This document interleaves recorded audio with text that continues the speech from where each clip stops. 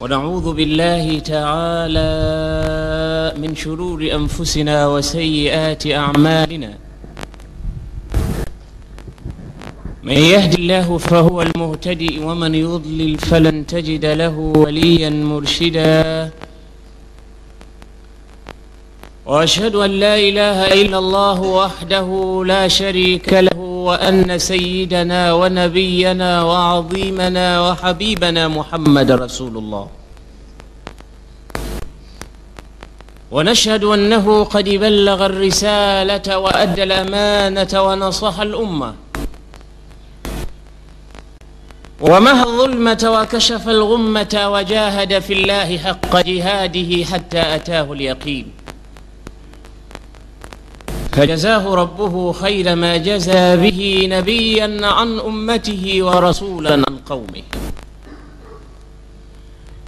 اللهم صل وسلم وبارك على هذا النبي الأمين وعلى آله وصحابته الغر الميامين. أما بعد، معاشر السادة الأكارم،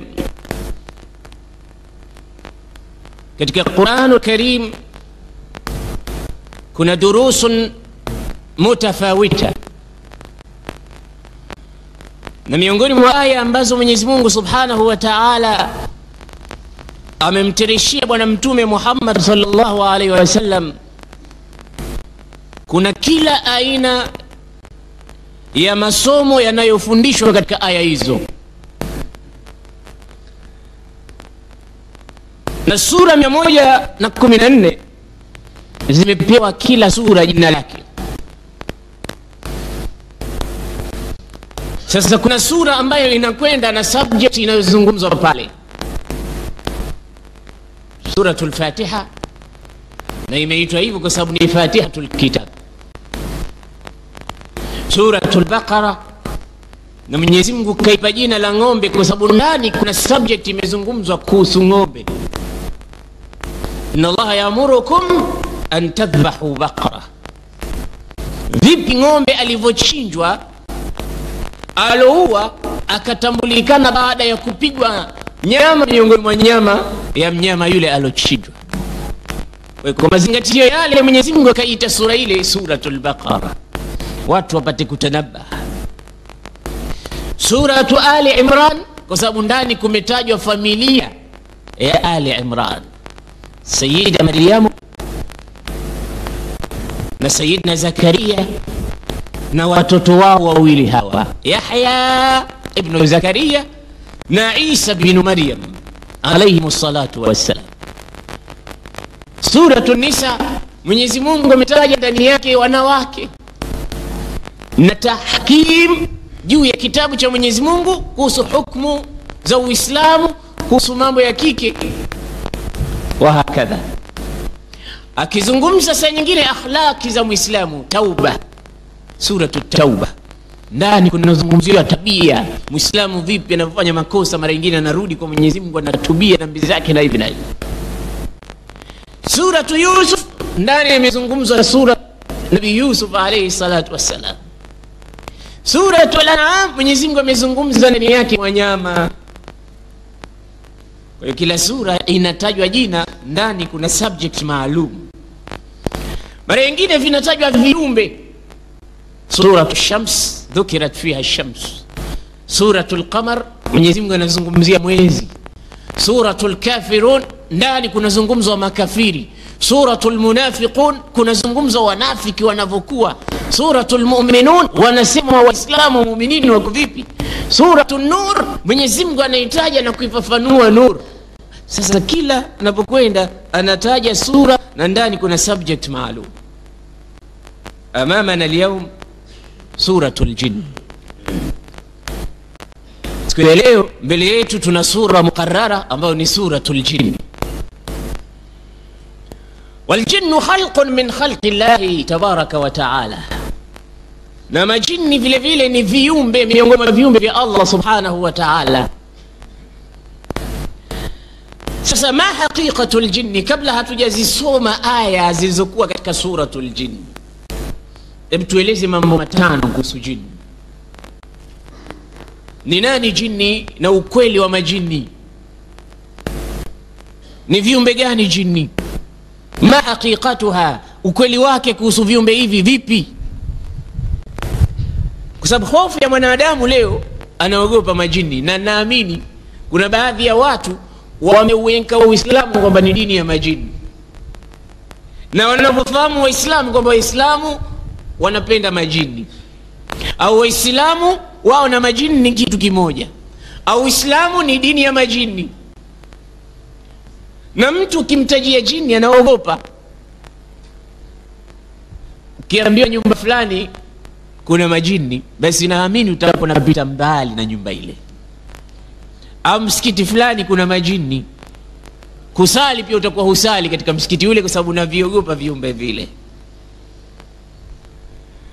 Au fulani ana jini, utakuwa pia unamuogopa, hata kumsalimia hutaki. Kwa nini? Kwa sababu ana kiumbe ambaye we humuoni. Sasa hebu tueleze ukweli wake kuhusu vitu hivi vipi. Aljinnu khalqun min khalqi llah, kama vile wanadamu walivyoumbwa, nao vile vile majini wameumbwa. Walaqad khuliqatil jan qabla al-insi, majini wameumbwa kabla wanadamu, kabla 2000 sana, kabla miaka 2000 walikuwa wao washaumbwa zamani, na wao walikuwa wanakaa katika ulimwengu. Kwa wanadamu wamekuja katika ardhi baada ya miaka 2000 kuwepo nani? Majini. Na ni viumbe ambao hawaonekani, ni viumbe ambao hatuwezi kuwaona, wao wanatuona. Ndio Allah anasemaje? Innahu yarakum huwa wa qabiluhu min haythu la tarawnahum, hakika yeye shetani anakuoneni yeye na jamaa zake kwa njia ambayo nyie hamuwaoni wao. Kwa hiyo wao majini wanaweza kutuona sisi, lakini sisi hatuwaoni wao, na tunaweza kuwaona lakini kwa njia au kwa maumbile ambayo sio yale yenyewe original ya kijini. Na miongoni mwa imani za kuamini kwa Waislamu, moja ni kuamini nini? Ghaibu, vitu ambavyo hatuvioni. Kwa hiyo tunaamini kwamba majini wapo, na majini wameumbwa, na wapo wanaishi, na ni moja katika sifa za Waislamu kuamini vitu vilivyoghaibu. Allah anasema alif lam mim dhalika alkitabu la raiba fihi hudan lilmuttaqin. Man humul muttaqun? alladhina yu'minuna bilghaibi wa yuqimuna as-salata wa mimma razaqnahum yunfiqun. alladhina yu'minuna bilghaib, yani yu'minuna bima ghaba anhum, bima ghaba an ayunihim. Miongoni mwa sifa za kwanza kabisa za wacha Mungu, wanaamini vilivyoghibu, wanaamini vitu ambavyo hawavioni, hawamoni Mungu, ikiwa wanaamini yupo. Wanaamini malaika, na wanaamini kwamba malaika wapo hata kama hawawaoni. Tunaamini kwamba majini wapo japo hatuwaoni. alladhina yu'minuna bilghaibi wa yuqimuna as-salah. Na kutokiona kitu isiwe sababu kwamba ukioni ndo usikiamini. Upepo tunauhisi, hatuuoni. Tayaru karuba, umeme, ile silki yake na vitu vinavyofanya mpaka kukawa na taharuki katika merwaha au nini, hatuioni, lakini tunaona namna inavyoathiri. Vitu vingi vinakuwa ulimwenguni havionekani, lakini athari yake inaonekana. Kwa hiyo si lazima kwamba lazima ukione kitu ndo kiamini. Inawezekana kitu kikawepo lakini ukioni. Kwa hiyo majini wapo lakini hatuwaoni. Kwa hiyo ni moja katika sifa za waumini kuamini vitu ambavyo wao wenyewe hawavioni kwa macho yao. Baada ya kuamini kwamba majini wapo, sasa mimma khuliqatil jan, majini wameumbwa kutokamana na kitu gani? Allah anasema khalaqal insana min salsalin kal fakhar wa khalaqal jan min marijin min nar. Ameumbwa mwanadamu kutokamana na mchanga, na ameumbwa jini kutokamana na moto. Hii ni Qur'an katika suratul Rahman aya 14 mpaka 15. Inaeleza viumbe viwili hivi, binadamu kaumbwa kutokana na nini na jini kaumbwa kutokana na nini. Na kuna tofauti gani kati ya jini na shetani? Ni kitu kimoja, lakini anapokuwa mutamarrid jini na kupokuwa mbaya anaitwa shaitan. Akizidi ubaya wake anaitwa shaitan, lakini anapokuwa mbaya kidogo ni ifrit. Kuna stage maalum za balaa anazozifanya shetani mpaka anakuwa anabadilika, lakini jini, shetani, ifriti ni kitu kimoja, wote ni wamoja. Kwa hiyo mtu akikwambia wewe ifrit maana yake wewe shetani, kwambia wewe jini maana yake ndo kabila hiyo hiyo. Kwa hiyo majini wameumbwa kutokamana na moto, ndo asili yao. Katika hadithi amepokea Imam Muslim anasema khuliqatil jan minan nar wa khuliqatil malaikatu minan nur wa khuliqa Adam mimma wusifa lakum. Majini wameumbwa kutokamana na moto, na wanadamu wameumbwa kutokamana na mchanga, na malaika wameumbwa kutokamana na nur. Hivi ni vitu tofauti na maumbile yao tofauti. Lakini suala linaweza kuja, idha kanat aljan khuliqat min an-nar kaifa tu'adhabu bin-nar? Kama majini wameumbwa kutokana na moto, sasa vipi waadhibiwe tena kwa moto? Mtaumia vipi? Moto kwa moto itakuwaje? Sasa hata wakienda motoni watakuwa hawaumii, sababu wao wenyewe moto, kwa hiyo itakuwa fireproof. Sasa wewe mwanadamu, wewe umeumbwa na mchanga au udongo, lakini tukauchukua udongo tukaufinyanga tukaukausha tukakupiga nao, unaweza kufa, wakati wewe mwenyewe ndo asili yako ile, lakini imekuumiza.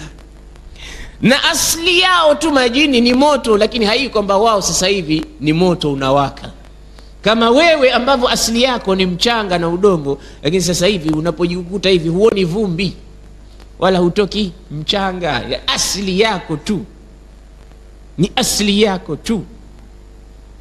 Ndio maana Mtume anasema nilikuja kusali siku nyingine, fa atani shaitan, akanijia shetani kutaka kuniharibia sala yangu. Sasa fa khanaqtuhu, nikamkamata koo, nikamminya koo yake, hatta wajadtu barda lisanihi fi yadi, mpaka nikapata ubaridi wa ulimi wake katika mkono wangu. Mtume anasema alikuwa anasali, shetani akaja mbele yake kitaka kumchezea Mtume katika sala yake. Mtume akamuona, akamkamata shetani koo. Ukikamatwa koo, ulimi unatoka nao. Sasa kutoka kwa ulimi ule ukaanguka katika mkono wa Mtume. Bwana Mtume anasema hatta wajadtu barda lisanihi fi yadi, mpaka nikapata ule ubaridi wa ulimi wake katika mkono wangu. Sasa kama ni moto, kwa nini apate baridi? Sasa ni ile asili tu, kama ulivyokuwa wewe asili udongo. Kama ingekuwa moto ndo unawaka kile nakokwenda jini, Mtume asingepata ubaridi katika mkono wake. Na katika hadithi nyingine Mtume anasemaje? Ash-shaytanu yajri min ibni adama majra ad-dam, shetani anapita katika mwili wa mwanadamu kama vile damu inapopita katika mishipa. Kwa shetani anapita katika mishipa ya damu ya mwanadamu. Sasa ingelikuwa ni moto unawaka, tungeungua sote, ungemwona mtu huyo mara anaripuka anawaka mwenyewe kwa mwenyewe. Limadha? Lianna ash-shaytana yajri fi jasadihi majra ad-dam. Lakini hakuna anayewaka moto, kwa sababu shetani asili yake ni moto, lakini sasa hivi laysat binarin tahtariq au tuharriq, kwa hiyo ni asli. Kwa hiyo kulijibu swala hili kwamba vipi mashetani wameumbwa na moto na wataadhibiwa kwa moto, tunasema inna Allaha ala kulli shay'in qadir, ikiwa Mwenyezi Mungu juu ya kila kitu ni muweza, anaweza kufanya anavyotaka. Thumma baada dhalika mimma khuliqatil jan, majini wameumbwa na nini? Kwa moto. Kwa hiyo aina masakinuhum, nyumba zao ziko wapi? Wanakaa wapi hawa majini? Anasema yufaddiluna amakin alkhaliya, majini wanapenda sana kukaa katika sehemu tulivu, sehemu ambazo hawakai watu. wasaharawat, na wanakaa vile vile katika misitu na katika majabali na katika sehemu ambazo ziko kimya, wanapendelea zaidi. Vile vile wanaweza kukaa pamoja na watu majumbani mwao. Wengine wanapendelea kukaa chooni, wana sehemu tofauti tofauti kwa mujibu wa mapenzi yao, lakini hawakai chooni majini waislamu, isipokuwa wale makafiri wabaya wanapendelea vitu najis, wanakaa kule chooni. Ndio maana Mtume SAW kafundisha mtu akiingia chooni semeje? Allahumma inni bismika Allahumma inni a'udhu bika min al-khubuthi wal khaba'ith. Khubuthi ni jini wa kiume, al-khaba'ith ni jini wa kike. Kwa maana kule inawezekana akawa yupo anaishi ifrit min al-jinn, wanaishi watu mabjini wabaya. Na sehemu za baharini, katika fuo za bahari, katika ngome za bahari, majini wanapendelea katika sehemu hizo masakinuhum. Na kuna aina 3 ya majini. Nasema sinfun lahum ajnihatun. Kuna aina ya kwanza ya majini wana mbawa, wanazo mbawa, yatiruna ala alhawa, wanaweza kuruka, wanazo mbawa, wanapiga mbawa zao wanaruka. Wasinfun, na wengine katika aina ya majini hayatun wa aqaribun, unaweza kuona joka, nge na vitu vingine vile vile ni aina katika majini. Na vile vile wako wengine nasema yartahiluna wa yad'anuna, wako wale ambao wanahamahama, wanatoka hapa na kwenda hapa na kwenda hapa na kwenda kule, wanahamahama katika sehemu fulani. Wako aina 3. Hawa ni majini. Vile vile miongoni mwa vitu vinavyowahusu majini, na wao vile vile ni mukallafuna kama vile ambavyo wanadamu ni mukallafun. Yani sheria inawabana na wao kama vile ambavyo mwanadamu anabanwa na sheria. Ikiwa yajibu alayka an tuaddi as-salat, fayajibu ala al-jan iqam as-salat, yajibu alayhim iqam as-salat. Wao wanapaswa kuswali kama sisi tunavyopaswa kuswali. Wao wanapaswa kumtii Mungu kama sisi tunavyopaswa kumtii Mungu, kumtii mtume, na sisi vile vile kwenda Maka ibada. Uislamu ulivyokuja unatuhusu sisi na wao. Ndio maana katika suratul Rahman Mwenyezi Mungu kazungumzia viumbe viwili vizito, athqalan, aljan wal ins, majini na watu. Ukisoma katika suratul Rahman utakuta ayati zinatakarrar, fa bi ayyi ala'i rabbikuma tukadhiban. Hawa wanazungumzwa nani? Wanadamu na majini, viumbe viwili vizito hivi. Na mara nyingine utaona nidaun muwajjahun ila al-insi wal jan. Mfano Mwenyezi Mungu anasemaje katika suratul An'am? Ya ma'ashara al-jinni wal ins, enyi mkusanyiko wa majini na watu, alam ya'tikum rusulun minkum yaqussuna alaykum ayati wa yundhirunakum liqa'a yawmikum hadha. Hii Mwenyezi Mungu anawaambia wanadamu na majini, je, hawakuja mitume miongoni mwenu? Yaqussuna alaykum ayati, mitume wanakusimulieni aya zangu. Wa yundhirunakum liqa'a yawmikum hadha, mitume hao wanakuhovisheni nyie majini na watu kuhusu siku ya mwisho kuja kukutana na mimi. Qalu shahidna ala anfusina, wenyewe kasema tumekuwa mashahidi juu ya hilo.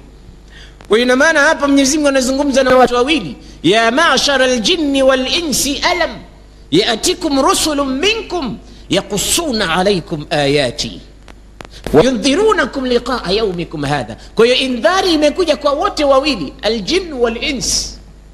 Ina maana Uislamu unawahusu wote wawili, imani inahusu wote wawili, na taqwa inahusu wote wawili, na nabiyun ni nabii wa majini kama alivyokuwa nabii wa wanadamu.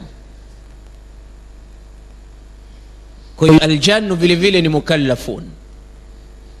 Haqiqatul jinn mimma khuliqatil jan, aina masakinul jinn, hal aljinnu mukallafun?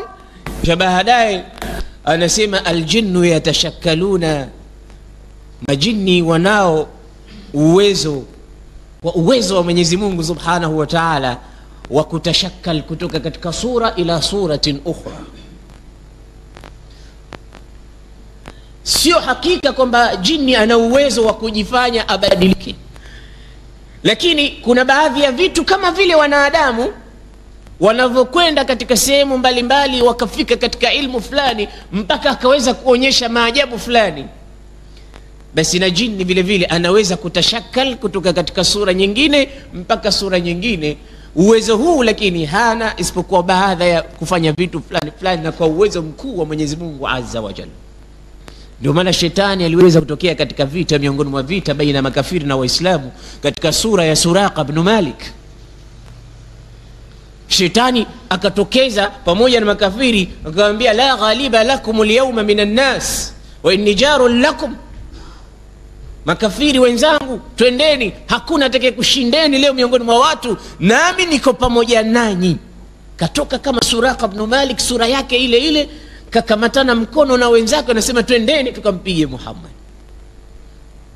Alipoona malaika wanashuka kutoka mbinguni, Ibilisi akaona hawa ni malaika, wale wengine hawaoni wanadamu. Akaushopoa mkono wake akajitoa katika kundi, akasema jamani, nendeni peke yenu, inni ara ma la tarawna, mimi naona vitu ambavyo nyie hamuvioni. Naona viumbe wengine wanakuja. Anaogopa, watu wanazunguka na mtizama, ya Suraqa atazamu annaka jarun lana, wewe unatuambia ni jirani yetu, ni mwenzetu, mbona unakimbia? Sema la, inni ara ma la tarawna inni akhafu Allah, mimi naona vitu msivyoviona, mimi namuogopa Mungu.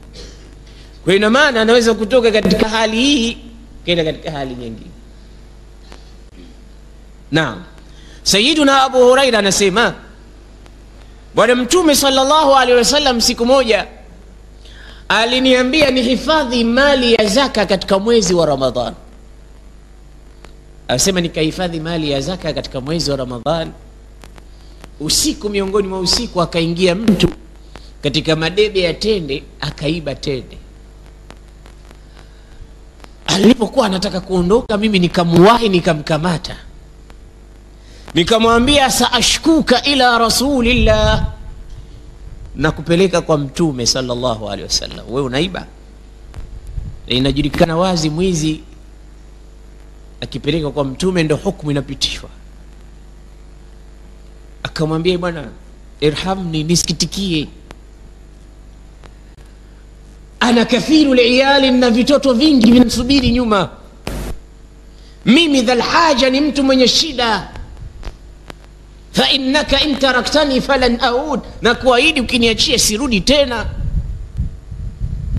Akamwambia, hivyo unaniahidi kwamba hutorudi? Akamwambia, sitorudi, niachie leo tu, hali imenibana. Abu Huraira akamwachia, akaondoka akaenda zake. Usiku wa pili,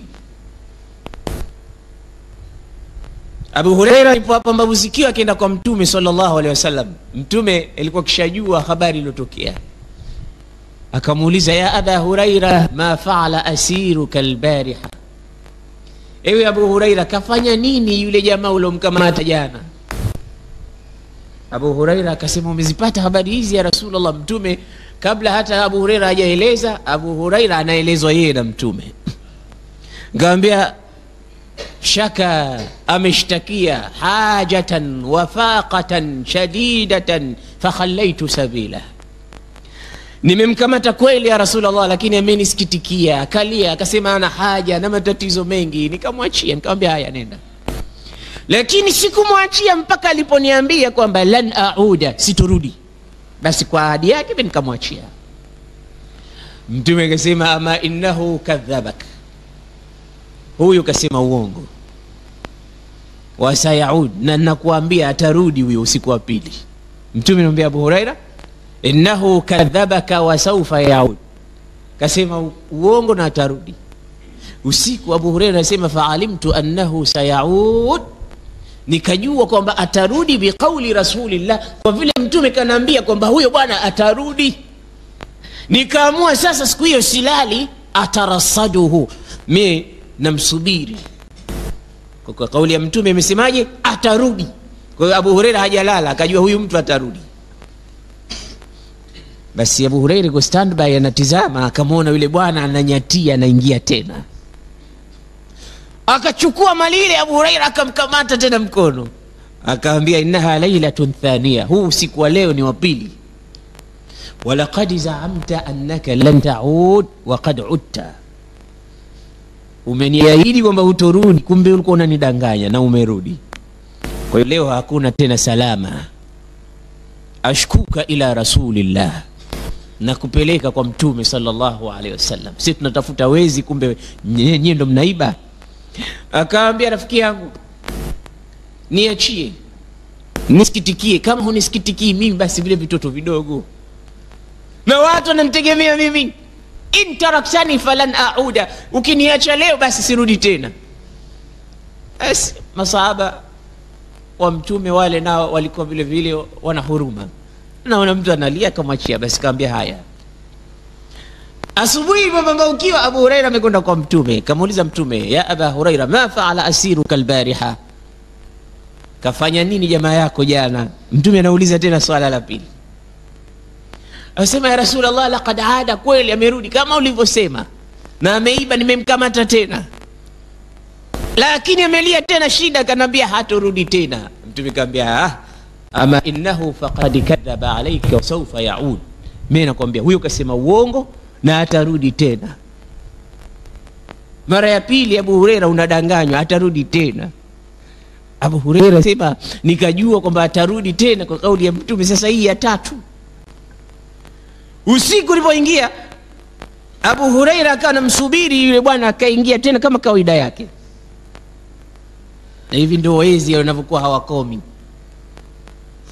anajaribu akijaribu tena na tena.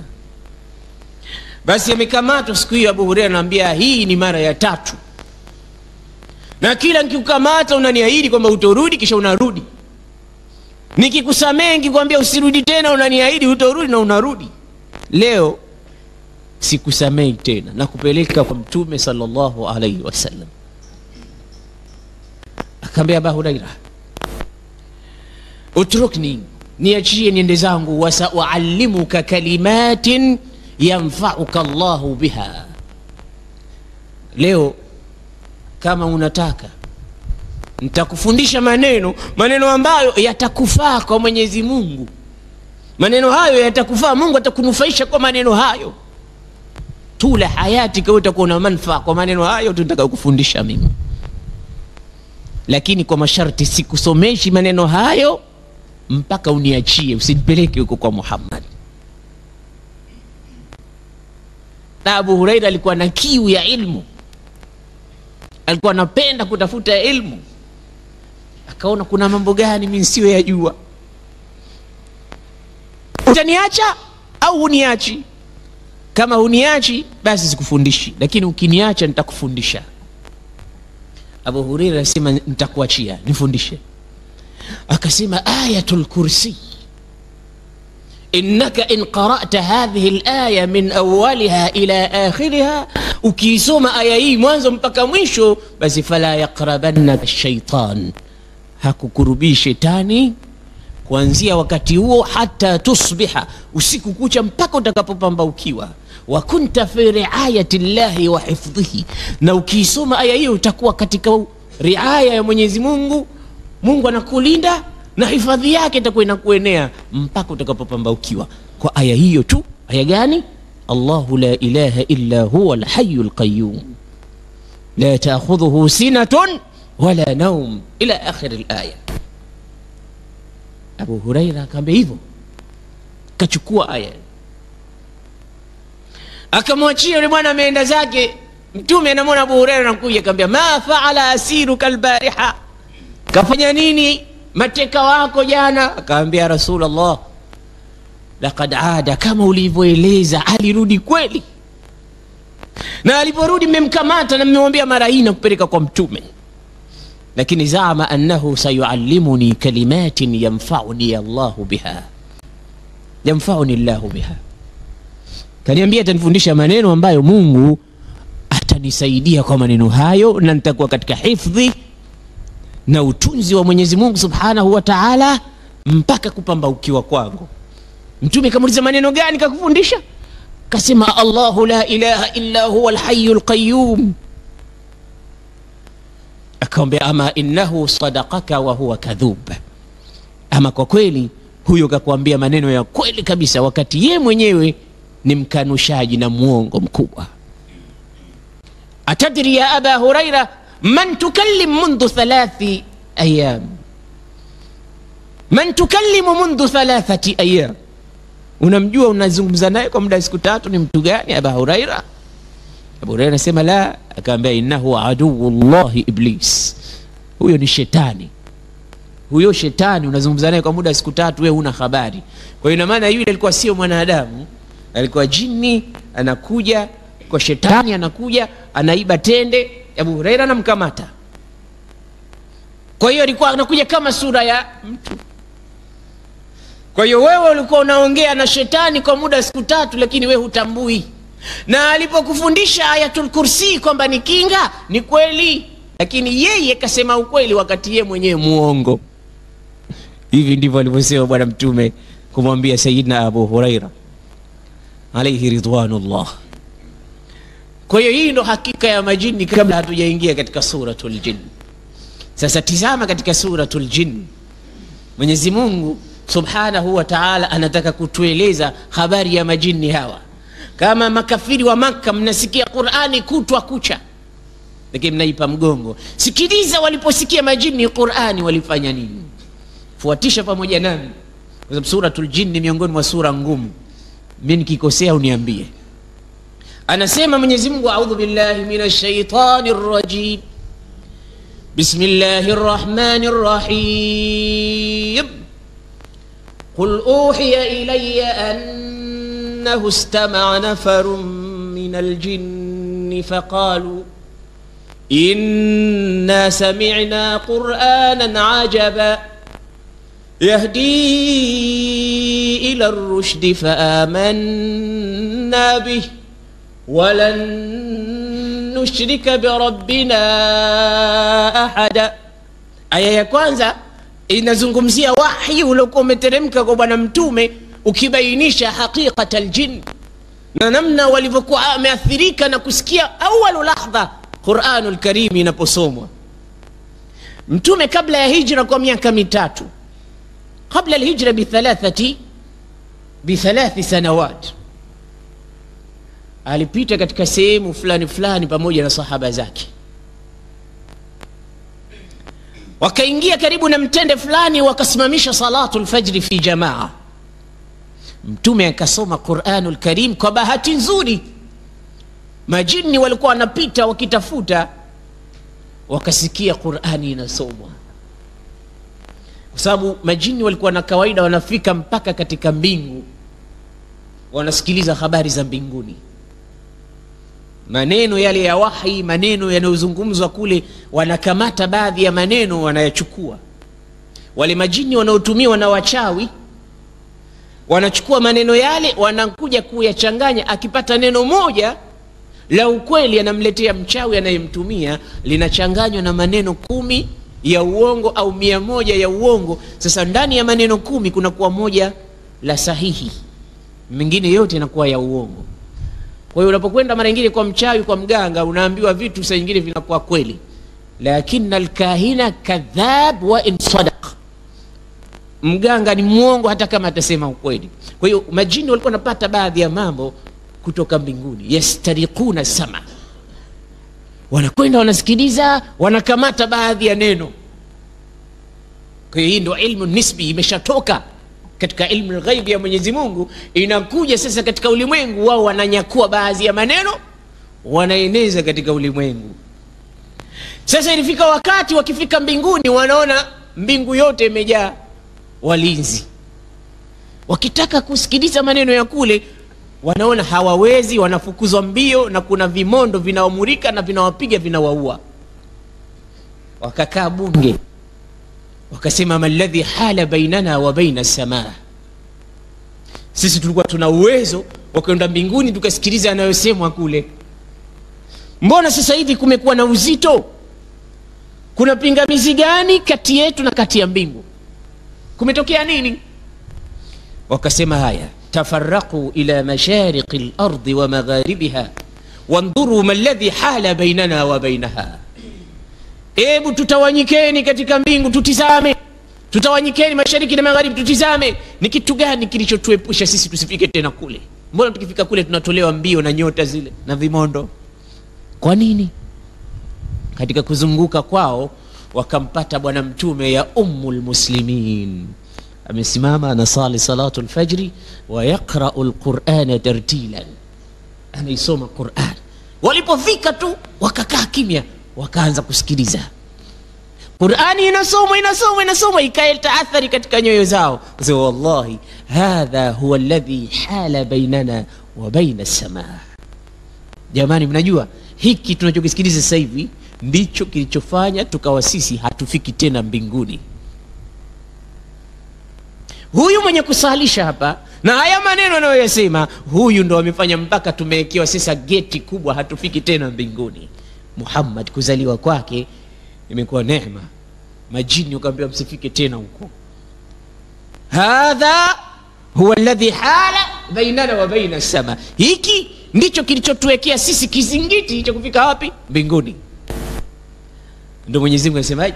Wa idh sarafna ilayka nafaran min al-jinni yastami'una al-Qur'an falamma hadaruhu qalu ansitu فلما قضي ولوا إلى قومهم منذرين قالوا يا قومنا. hawa majini wanatoa takriri ya subhanallah. Makuraishi wa Maka wanasomewa Qur'ani kutwa kucha, mpaka Abdullah ibn Mas'ud anatumwa na mtume anamwambia nenda kawasomee Ar-Rahman allama al-Qur'an. Wasikie majini walivyosikia Qur'ani lakini makafiri wa Maka bado wanatia katika masikio yao vidole usipate kusikia. Sema laqad sarafna ilayka nafaran min aljin, hakika tulikuletea kikundi kutokana na majini. Nafar ni watu kutoka 3 mpaka 10 katika lugha ya Kiarabu, inaitwa nafar. Yastami'una alquran, majini hawa walikuja kusikiliza Qur'ani kwa bwana mtume, wanapenda. Na sasa hivi pengine tumekaa hapa, wapo majini wanasikiliza Qur'an. Usiogope, hawana madhara, hawadhuru watu, ni viumbe wanakuwa pamoja na wengine. Na for your information, majini wanatuogopa sisi wanadamu kuliko sisi tunavyoogopa wao. Jini mmoja alimuona Abdullah ibn Abbas, kaambia ya ibn Abbas inna nakhafukum akthara min khawfikum minna. Kaambia Ibn Abbas, sisi tunakuogopeni nyie kuliko nyie vile mnavyotuogopa sisi. Lakini kwa kuwa kitu ukioni ndio unakiogopa, kwa sababu adui usiomuona anakuwa hata kama hana kitu. Wewe unaweza kuwa una silaha kali lakini humuoni, hujui atakufanya nini. Kwa hiyo ule uoga unazidi pale. Lakini kwa kweli jini hana uwezo mbele ya mwanadamu. Mwanadamu anaweza kumdestroy jini mara moja tu. Urwa ibn Zubair alikuwa ametumwa mmoja katika majini na kiongozi wao anasema, man minkum yatini bi Urwa ibn Zubair, nani atakayekwenda kumnyakua Urwa ibn Zubair akamleta mbele yangu sasa hivi. Majini wamekaa wale waovu wanataka kwenda kumchukua Urwa ibn Zubair nyumbani kwake. Urwa amekaa analeta mwenyewe dhikri. Mmoja akatokeza akasema, mimi ana saati hivi nitamleta mbele yako sasa hivi, umfanye unavyotaka. Akaondoka jini yule. Sasa pale ilikuwepo mwanadamu anachungulia, naona watu wamekaa wanaulizana nani atamleta Urwa. Mmoja ameondoka, baada muda mchache akarudi bila ya kumleta Urwa ibn Zubair. Akamuuliza, mbona hujamleta Urwa? Akaambia, lam astati' dukhula baiti, sikuweza hata kuingia nyumbani kwake Urwa. Kwa nini? Nasema lau dakhaltu baitahu lahtaraqt, ningeingia nyumbani kwake ningechomeka nikawa majivu, sikuweza tena. Yule mwanadamu alikuwepo pale akakimbia mpaka nyumbani kwa Urwa ibn Zubair. Akabisha mlangoni kwa Urwa, akamuuliza, madha tatlu, ulikuwa unafanya nini, unasoma nini Urwa? Akaambia, kwa nini? Akaambia, niambie kwanza, muda mchache huu, dakika 5 zilizopita ulikuwa unaleta dhikri gani? Akaambia, nimekaa nasema a'udhu billahi samii'il alim, amantu billahi alazim, wa kafartu biljibti wat taghut, wastamsaktu bil urwati alwuthqa lam fisama laha. wa huwa as-sami'ul alim. Mimi naleta dhikri hiyo, nimekaa namkumbuka Mwenyezi Mungu, amantu billahi al-azim wa kafartu biljibti wat-taghut, nasema neno hayo. Nasema basi salama yako, majini wangekuchukua. Lakini mmoja wao kaja nyumbani kwako, kashindwa kuingia katika nyumba. Kwa sababu gani? Kulikuwa kuna vitu vinasomwa vikali vikali, jini hakuweza kupaswa kaingia ndani. Ndio maana Muislamu anapewa silaha nyingi kwa ajili ya kujikinga. Asubuhi kuna dhikri, jioni kuna dhikri, na mtu anaoneshwa vitabu vingi vipo na Uislamu umefundisha adhkaru sabah wal masa, unakuwa katika riayatillah. Kuna shari nyingi, kuna muawwidhataini, unasoma kula a'udhu birabbil falaq, kula a'udhu birabbin nas, Mungu akulinde na shari. Ulimwengu kuna shari mbalimbali, min aljinnati wan nas, shari ya majini na shari ya viumbe, vitu kama hivi. Kwa hiyo lazima mwanadamu awe na silaha, awe na silaha anapolala. Bismika Allahumma inni amutu wa ahya, bismillahi alladhi la yadurru ma'a ismihi shay'un fil ardi wala fis samaa wa huwa as-sami'ul alim. A'udhu billahi samil alim, kama alivyosema Sayyidina Urwa. Na zipo adhkar ma'thura kutoka katika sunna za Bwana Mtume Muhammad sallallahu alayhi wasallam, mtu azichukue au anazitumia. Hakuweza kumchukua Urwa ibn Zubair. Sasa unapokuwa softi, unaweza kuchezewa na kila kitu, hata vijini vidogo vidogo vinakushawishi. Achilia mbali yale yenyewe yalokubuhu katika uifriti. Kwa lazima uwe na vitu ambavyo vinaweza kukuprotect kutokana na shari za watu na shari za viumbe wengine.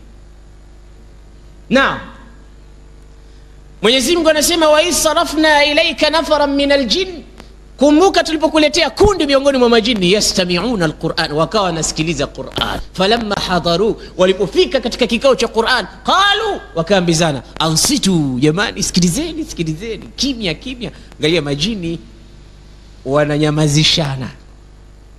Unaweza kuhudhuria katika kikao cha Waislamu, Qur'ani inasomwa, watu huko wanazungumza. Na tunaambiwa idha quri'a alquran fastami'u lahu wa ansitu la'allakum turhamun. Ikisoma Qur'ani nyamazeni, kweni kimya.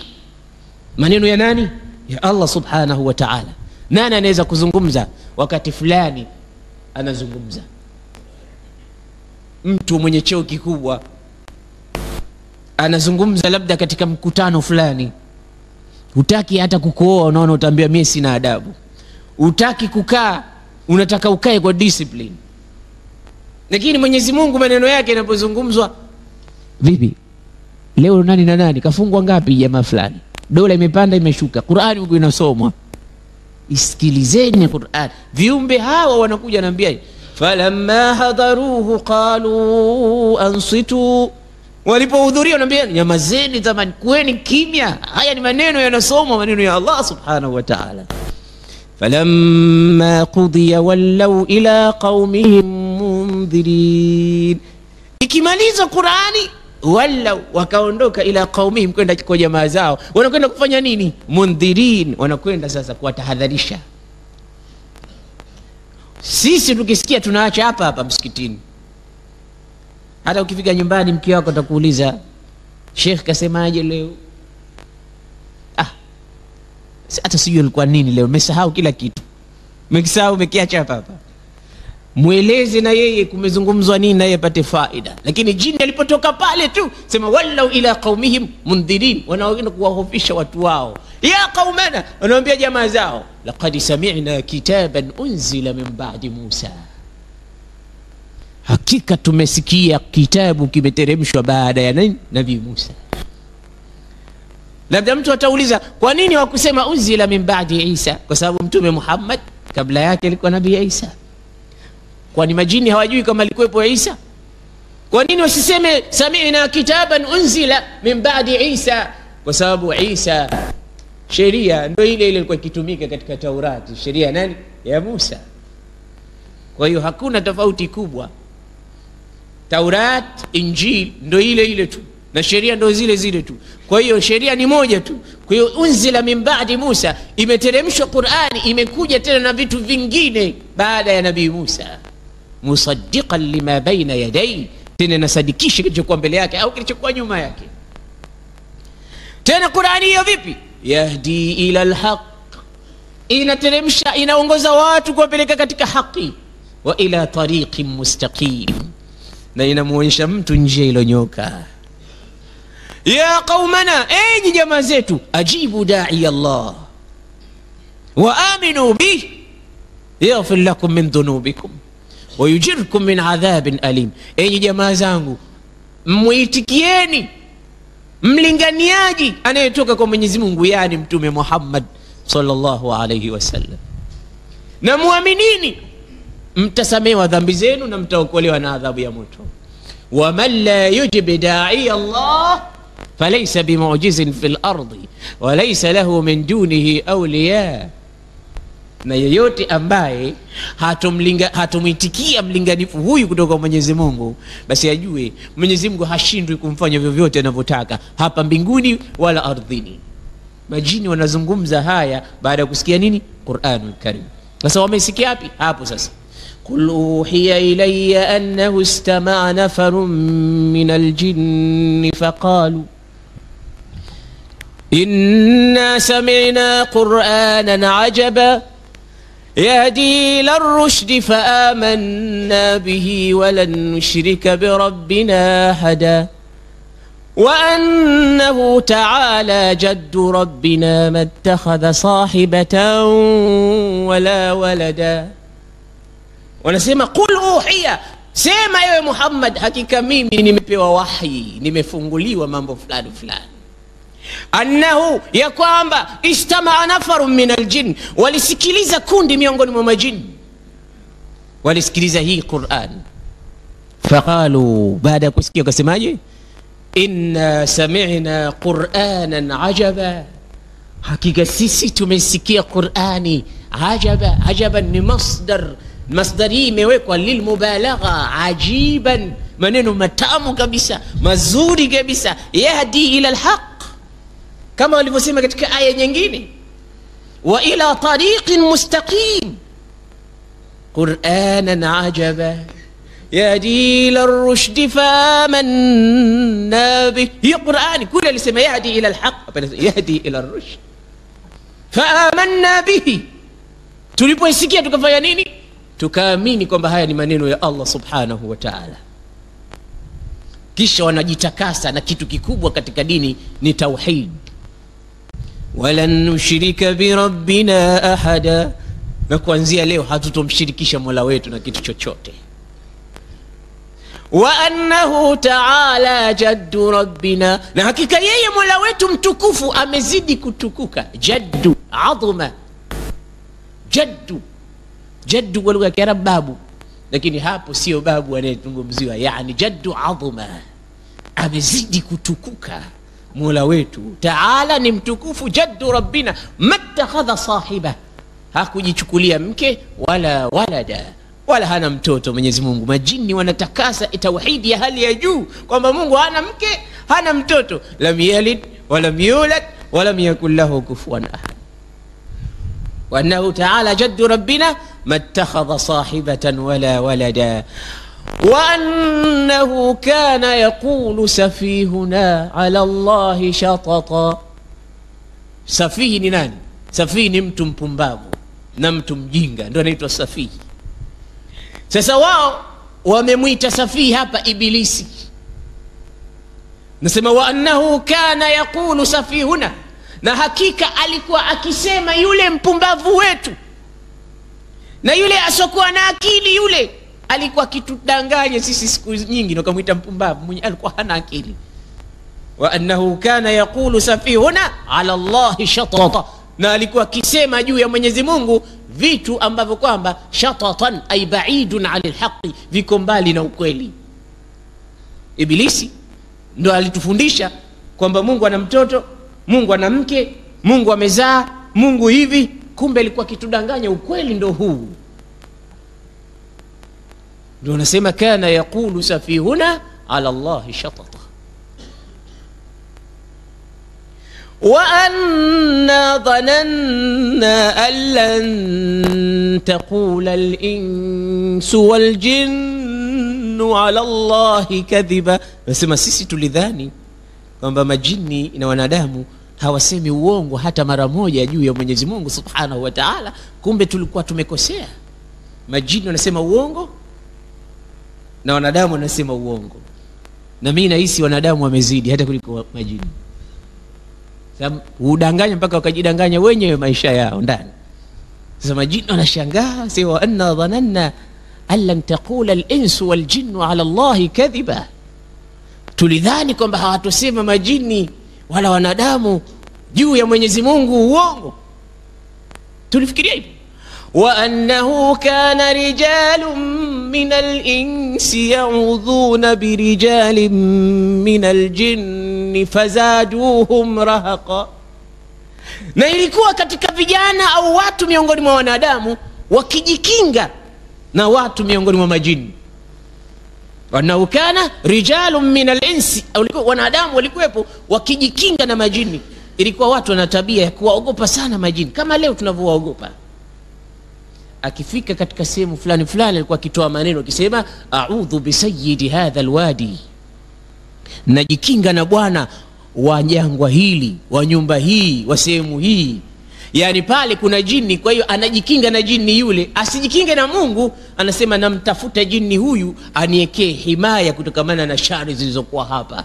Kwa hiyo majini nao walikuwa wakisikia habari zile wanazidi kufurahi na wanazidi kuvimba kwa hala. Kumbe wanadamu wanatuogopa, wanatuona kwamba sisi tuna uwezo. Sasa ni walipofanya hivi wanadamu wakawapa nafasi, fazaduhum rahaqa, wakawazidishia mzigo wa taklifa, kwa sababu walijitwiza tena, wakajiona kwamba sisi kumbe tunategemewa mpaka na wanadamu. Wa annahu kana rijalun min al-insi ya'udhuna bi rijalin min al-jinni fazaduhum rahaqa, wakawazidisha taklifa na mizigo juu yake. Wa annahum dhannu kama dhanantum an lan yab'atha Allahu ahada wa anna lamasna as-samaa fawajadnaha muli'at harasan shadidan wa shuhuba wa anna kunna naq'udu minha maq'ida lis-sam' faman yastami' al-ana yajid lahu shihaban rasada wa anna la nadri asharrun urida biman fil ard am arada bihim rabbuhum rashada wa anna minna as-salihuna wa minna duna dhalika kunna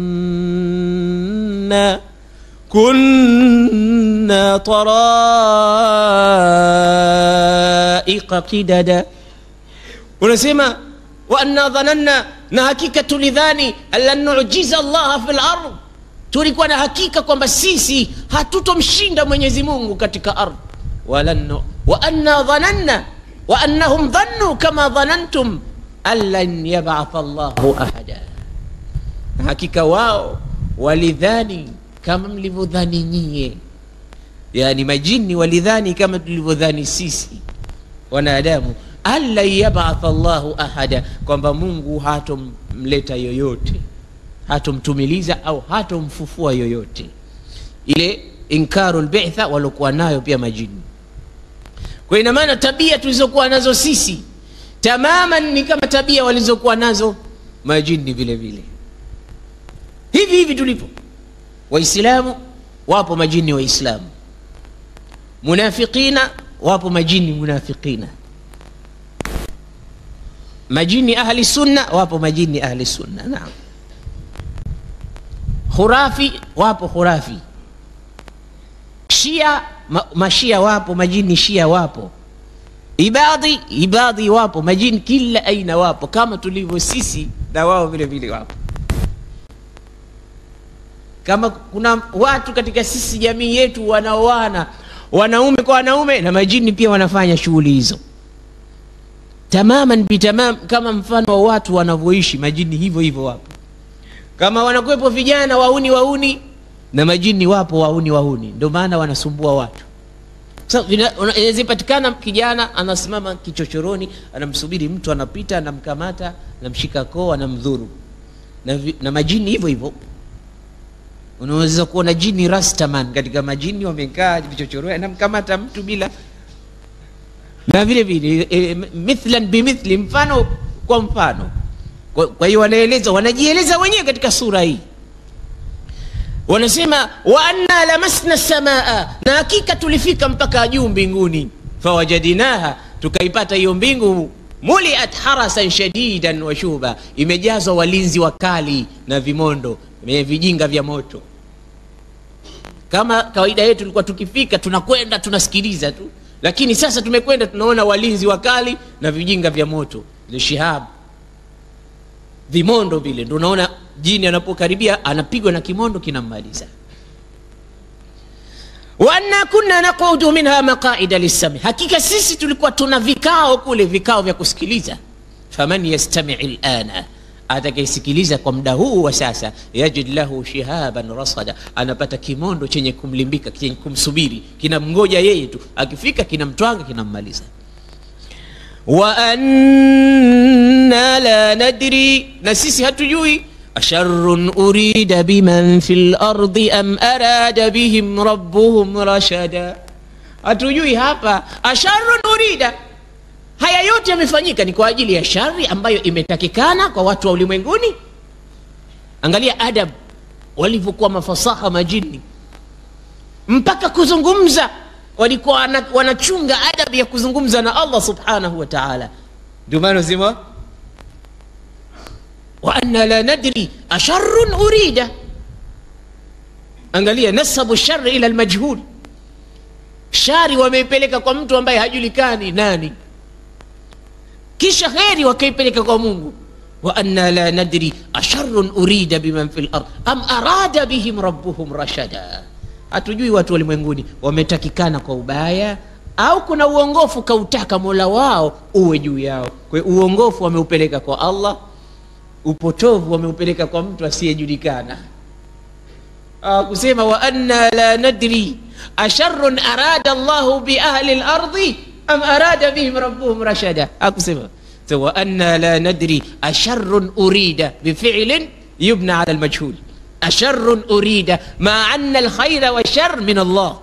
Vitu vyote vinatoka kwa Mungu, lakini hii ni adabun ma Allah. Hawakusema Mwenyezi Mungu kataka khairi kwa watu wa duniani au kataka shari kwao. Ndio wa anna la nadri, hakika sisi hatujui.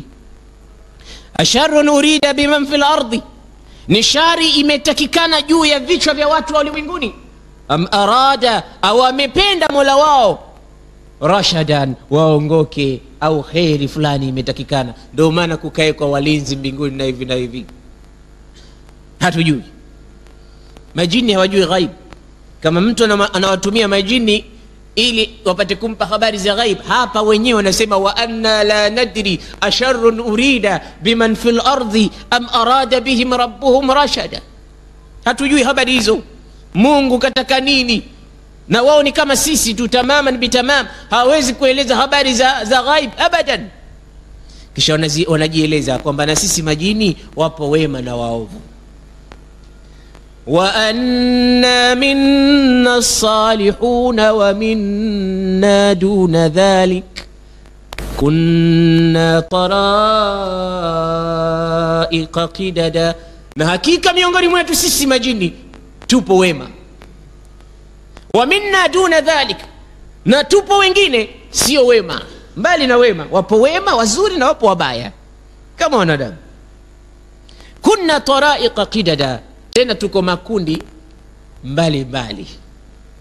Ndio nikawaambia kuna ahli sunna, kuna ahlul bid'a, kuna sufi, kuna firqatul qadiriyya katika majini, kuna firqatul jailaniya, kuna mutasawwifuna, kuna mutamaswifuna.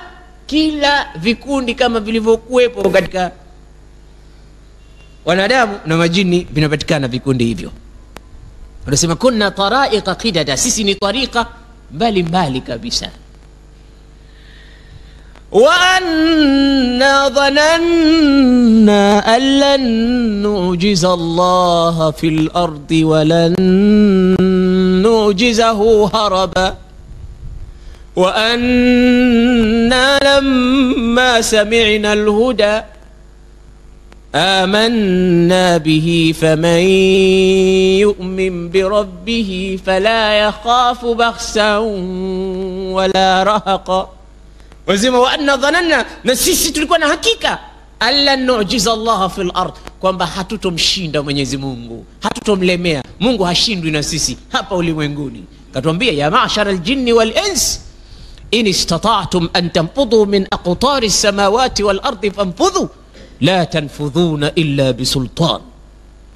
Hawezi wanadamu kumkimbia Mungu, wala majini hawezi kumkimbia Mungu. Mungu akawatafuta akasema wamenishinda, sijawaona. Kiumbe anaweza kutafuta asipatikane, hata superpower akatafuta asimpate, lakini Mungu akimtaka kiumbe anampata tu mahala popote. So dhananna alla nu'jiza Allah fil ard wa lan nu'jizahu haraba, hatuwezi kumlemea Mungu kwa kumkimbia. Wa anna lamma sami'na al-huda, na hakika sisi majini tuliposikia uongofu unatangazwa, amanna bih faman yu'min bi rabbih, basi sisi tuliuamini uongofu. Kwa hiyo yeyote atakayeamini Mola wake fala yakhafu bakhsan, asiogope kwamba kutakupunguzwa, kuna punguzo katika amali, wala rahaqan wala zulma, asiogope kitu chochote. Majini wanamsimama huo, faman yu'min bi rabbih fala yakhafu bakhsan, asiogope naqsan fil hasanati wala rahaqan au zulman, katika jambo fulani fulani asiogope kitu chochote mwanadamu. Wanatufundisha itikadi kubwa majini. Mtume sallallahu alaihi wasallam kwa kusoma tu majini wamekamata, wakaamini na wakawepo Waislamu, na Mtume alikuwa kuna siku anakwenda kuwasomesha Qur'ani majini. Usiku anasema tulimkosa bwana Mtume siku moja, fabitna bi sharri lailatin bitna yawmaha, tukalala usiku ule tukiwa tuna wasiwasi mkubwa. Fadhananna anna rasulallahi qad ghitila au qutil, tukafikiri Mtume keshauawa.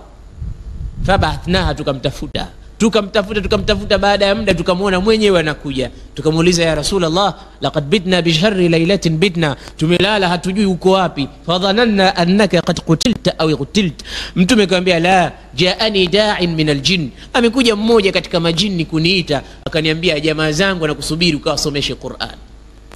Kwa hiyo nimeondoka naye nikaenda nikawasomesha Qur'ani, sasa hivi ndo ninarudi, mkitaka nikakuonyesheni walipokuwa wamekaa, twendeni. Nasema tukaondoka na Mtume, fa arana athara niranihim, bwana Mtume katuonesha, unaona athari yao, hapa ndo walikuwa wamekaa, mimi nilikuwa hapa nawasomesha Qur'an. Kwa majini waislamu wapo na sasa hivi wamekaa na sisi. Narudia tena, mtu asije akaogopa akasema siji tena darasa, kumbe kuna majini. Hawa ni viumbe kama viumbe wengine. وأن ظننا أن لن نعجز الله في الأرض ولن نعجزه هربا وأن لما سمعنا الهدى آمنا به فمن يؤمن بربه فلا يخاف بخسا ولا رهقا. Mtu asiogope maadamu kishamwamini Mwenyezi Mungu, asiogope chochote tena kitakachotokea. Inshallah baqiyatul baqiya katika suratul jin tutakuwa nayo wiki itakayofuata. Huu ni mwezi mtukufu wa Rajab, kwa hiyo tuzidishe kufanya matendo mema ndani ya mwezi mtukufu wa Rajab, sababu ni miongoni mwa miezi minne mitukufu sana katika miezi 12. Mwenyezi Mungu atujalie ni wenye kuzidisha amali zetu. Allahumma inna nas'aluka mujibati rahmatik wa azaima maghfiratik wal ghanimata min kulli birr, salamata min kulli ithmin wal fawza bil janna wan najata minan nar birahmatika ya arhamar rahimin. Yuko mwenzetu ana matatizo, na katuomba tumuombee dua, na kwa wakati huu inshallah tutamwombea yeye, na sisi pia tuenea yoyote mwenye matatizo yake Mwenyezi Mungu amtatulie, mwenye mgonjwa wake Mwenyezi Mungu ampoze, mwenye maiti wake Mwenyezi Mungu amrehemu, mwenye shida zake Mwenyezi Mungu azitatue, mwenye madeni Mungu amlipie madeni yake. Allahumma inna nas'aluka bismika al-azim alladhi idha su'ilta bihi a'tayta wa idha du'ita bihi ajabta an tuyassira alayna umurana umur ad-dunya wal akhirah waqdi jami'a hajatina. Allahumma ighfir lil mu'minina wal mu'minat wal muslimina wal muslimat الأحياء منهم والأموات برحمتك يا أرحم الراحمين. بفضل سبحان ربك رب العزة عما يصفون، سلام على المرسلين والحمد لله رب العالمين. Wassalamu alaikum wa rahmatullahi wa barakatuh.